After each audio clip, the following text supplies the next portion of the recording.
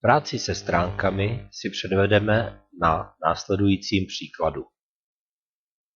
Přidáme novou stránku, provedeme její úpravu, změníme její viditelnost v menu, posuneme ji v menu a na závěr provedeme její smazání.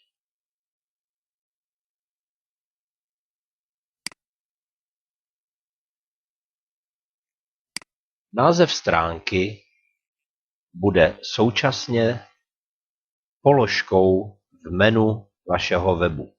Proto volte název stránky krátký a výstižný.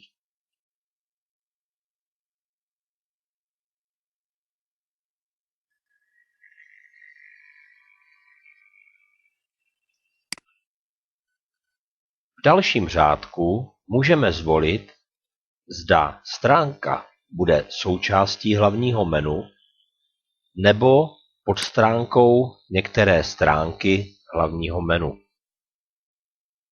Pokud vedle pole uvidíte otazník, slouží po najetí jako nápověda k danému poli.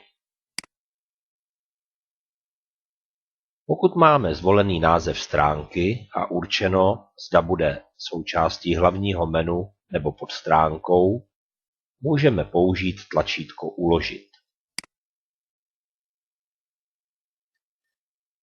Takto se dostaneme do konkrétní editace stránky. Představte si stránku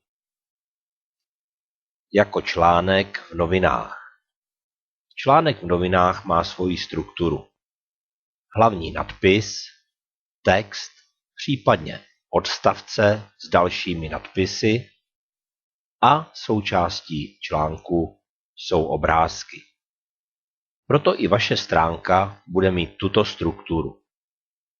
Do řádku nadpis vložte hlavní nadpis, který je v stránce nejdůležitější a bude se zobrazovat nahoře.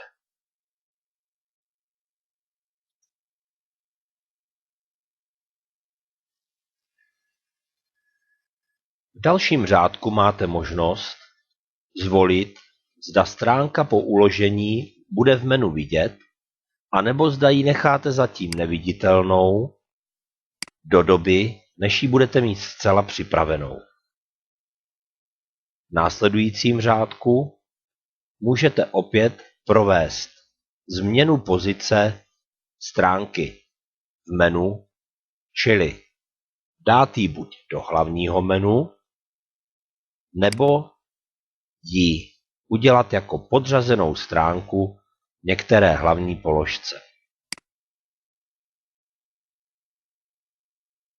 V poli anotace můžete napsat krátký a výstižný popis stránky, který pak bude vidět při vyhledávání v internetových prohlížečích jako popis nalezené stránky.